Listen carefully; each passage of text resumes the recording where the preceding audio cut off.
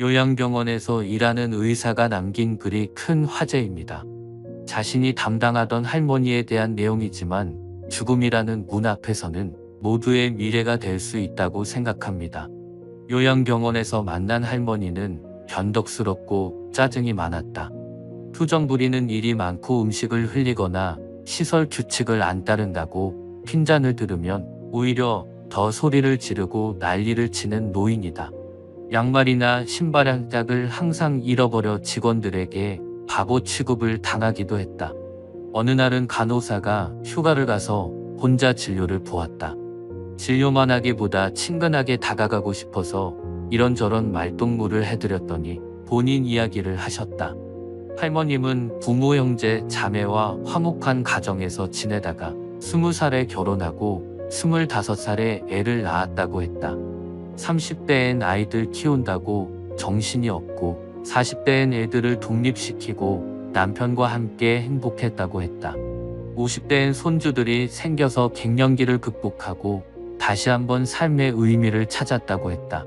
그러나 60대부터는 안 좋은 일들의 연속이라고 하소연을 한다. 남편이 죽고 둘 있는 자식은 유산으로 크게 다투고 연락이 거의 끊긴 상태라고 했다. 그러면서 너무 외롭고 힘들다고 부모님을 생각하면서 자기를 조금만 더 따뜻하게 봐달라고 했다. 이 얘기를 듣는 순간 아차 싶었다. 그동안 진료 본 나날들을 반성하게 되었다. 그리고 3개월 후 할머니는 하늘나라로 떠났다. 마지막까지 가족은 오지 않았다. 하늘에서는 사랑하는 사람들과 행복하게 지내길 진심으로 바란다. 하지만 이 세상이 그녀에게 남긴 것은 남은 진료비와 요양비용 청구서다. 이 할머니는 홀로 요양병원에 들어와 힘든 여생을 보내다 간 것 같지만 가족들이 찾아오는 경우도 크게 다르지 않다.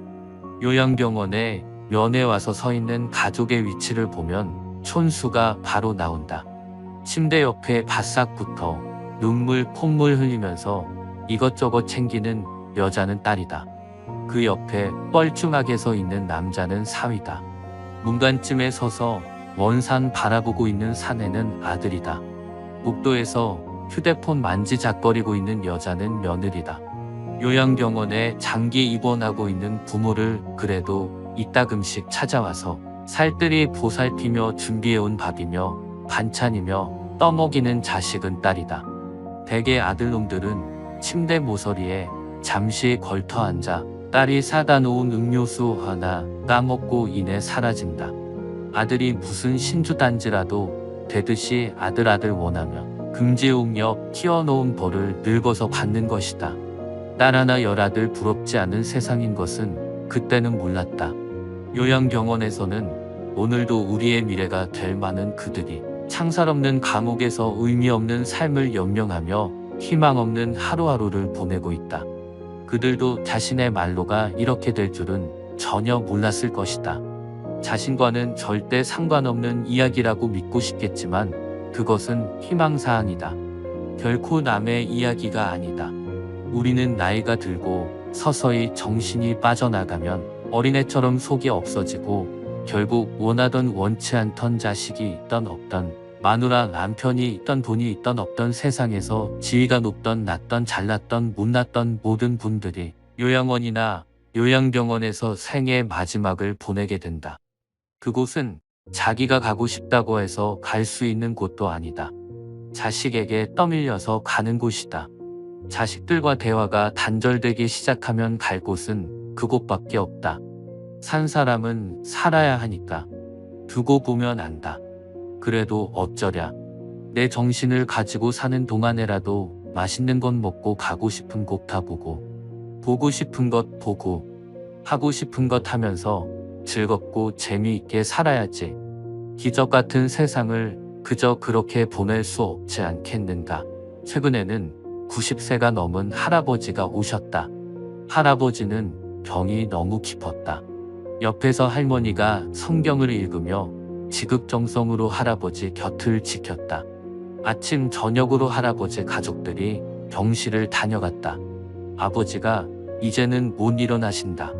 이젠 화장실 걸음도 못 하신다. 조금 전에도 의사가 호수로 오줌 빼주고 갔다. 할머니는 눈물을 글썽이며 아들에게 말했다. 아들은 아무 말이 없었다. 그날 저녁 할아버지 막내딸이 병실로 찾아왔다. 지방에서 올라온 막내딸은 할아버지 손을 잡고 한참을 울었다. 할아버지는 괜찮다고만 했다. 막내딸은 3일 동안 할머니와 함께 병실에서 잠을 잤다.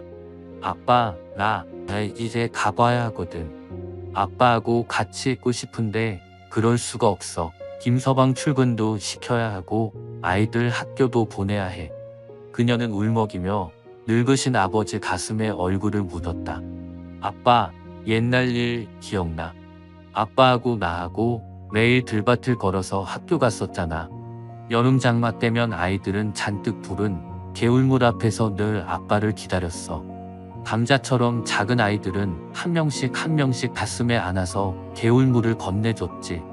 아빠는 사랑이 많은 선생님이었으니까. 아빠가 학교에서 숙직하던 날 기억나지? 엄마가 싸준 도시락을 들고 내가 눈밭을 걸어서 아빠에게 갔던 날. 내 발바닥 꽁꽁 얼었다고 아빠가 따뜻한 배 안으로 내 발을 집어넣었잖아. 얼마나 차가웠을까. 막내딸은 울음을 삼키며 할아버지 가슴에 다시 얼굴을 묻었다.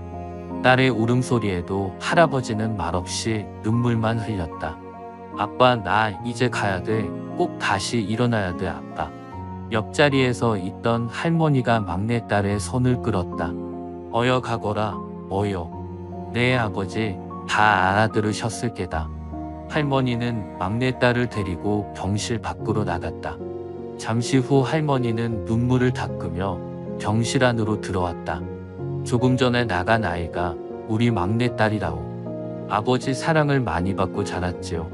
지금도 아빠, 아빠 하잖아요. 이제 제 아버지 눈이나 감으면 와야지 뭐. 아버지를 끔찍히 좋아했는데 아버지 얼굴을 마지막으로 본다고 생각하니 얼마나 슬펐을까. 바로 그때 할아버지 목소리가 들려왔다.